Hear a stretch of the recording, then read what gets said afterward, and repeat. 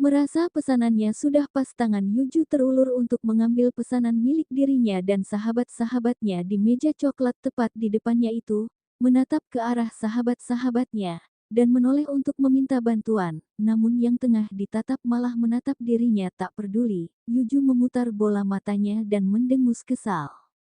Gue bantuin Yahju, tawaran seseorang dari arah kanan Yuju. Yuju menoleh dan terkejut.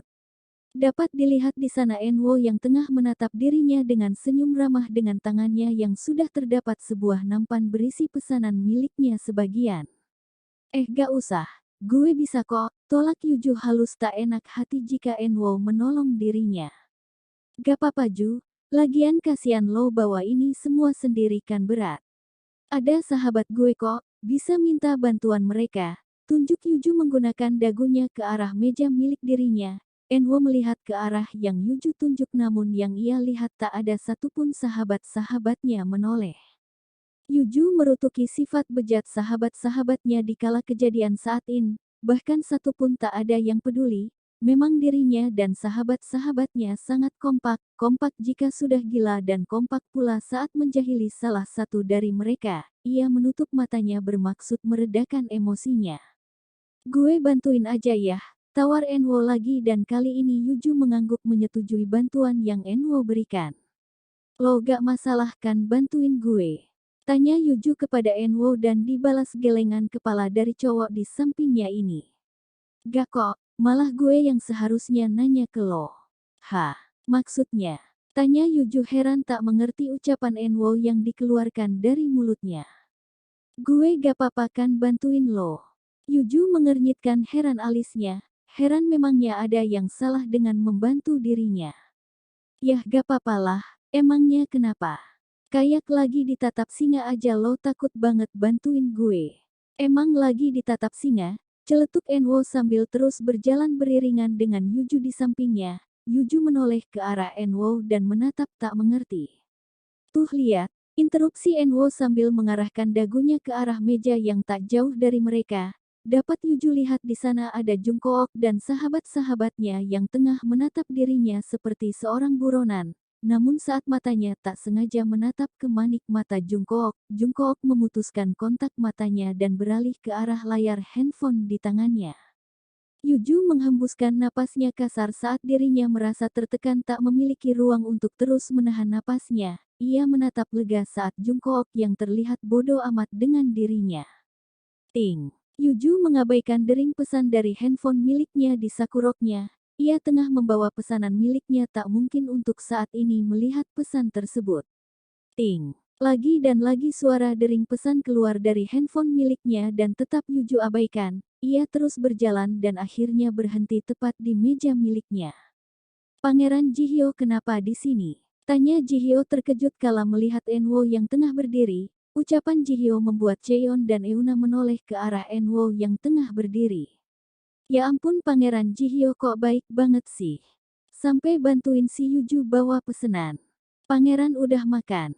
Kalau belum makan bareng kita aja ya. Nih kebetulan kursi di samping aku kosong. Jihyo mendorong Euna yang sedang terduduk tenang di sampingnya. Namun akibat ulah Jihyo dirinya langsung terjungkal dan terduduk dengan mengenaskan di lantai. Motor Kawasaki Ninja 650 merah milik Mingyu melintasi ramainya keadaan jalan Jakarta. Yuju masih saja dengan keterkejutannya menatap ke arah depan tak bergerak sedikit pun. Ia mengedipkan matanya, kemudian menggelengkan kepalanya dan menyadari segala hal yang Jungkook lakukan tadi. Giu, Jungkook nyium gue, teriaknya tanpa memperdulikan tatapan orang-orang yang menatapnya aneh. Dia juga bilang sayang sama gue. Giu. Bilang ini mimpi. Giu. Tampol gue sekarang juga. Mingyu menatap ke kanan dan kirinya, menyadari tatapan semua orang yang menatap ke arahnya. Baru kali ini ia malu dibuat cewek di belakangnya ini. Ia jadi heran bagaimana Jungkook bisa tahan menghadapi tingkah gila dan konyol istrinya ini. Ingin rasanya dirinya mendorong Yuju dengan paksa sekarang juga. Gue gak mimpi kan Giu. Heh.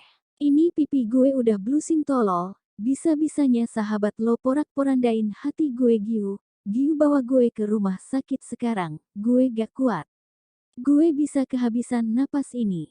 Giu. Laporin suami gue ke polisi atas kelakuannya yang hampir bunuh gue. Mingyu masih tetap memfokuskan dirinya berkendara, tangannya sudah gatal untuk membekap mulut cewek di belakangnya yang terus-menerus berceloteh ria ini. Bisa diem gak sih lo?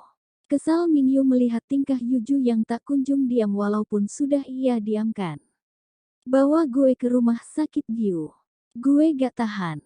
Rumah sakit jiwa aja mau gak lo? Saran Mingyu yang langsung dihadiahkan pukulan ke punggungnya. Enak aja jangan gila lo, masa cantik-cantik gini dibilang gila sih, gerutu Yuju saat ucapan Mingyu tadi masuk ke telinganya. Setelah lihat tingkah lo, gue makin yakin lo gila tingkat akut, gue emang gila tapi lo lebih gila, nebengin lo sampai rumah bos gue adalah kebodohan gue. Mingyu sudah tak peduli melihat tatapan orang yang terus menatap ke arah mereka, bersyukur ia memakai helm full face, jadi orang-orang tak akan mengenali dirinya dan mencap dirinya sebagai orang gila akibat cewek yang ia tumpangi ini.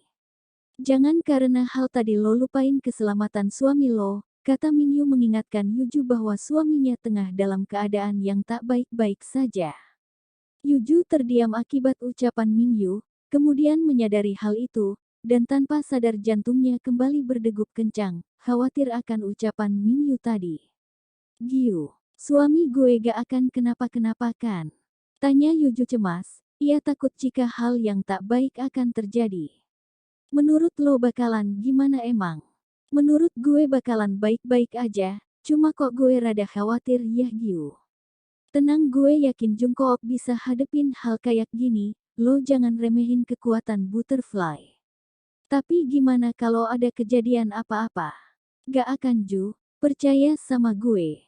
Lo harus pastiin dia baik-baik aja, pastiin kalian semua gak luka, jangan biarin Jungkook habisin anak orang sampai mati. Kata Yuju memperingati, ia tak ingin terjadi hal yang akan membahayakan Jungkook dan sahabat-sahabatnya nantinya. Kedua mata Yuju memanas kala melihat kerumunan orang yang bernotabene perempuan hinggap di depan kegiatan bazar kelompok milik Jungkook. Matanya menatap sinis ke arah perempuan yang tengah bercanda ria dengan sang suami.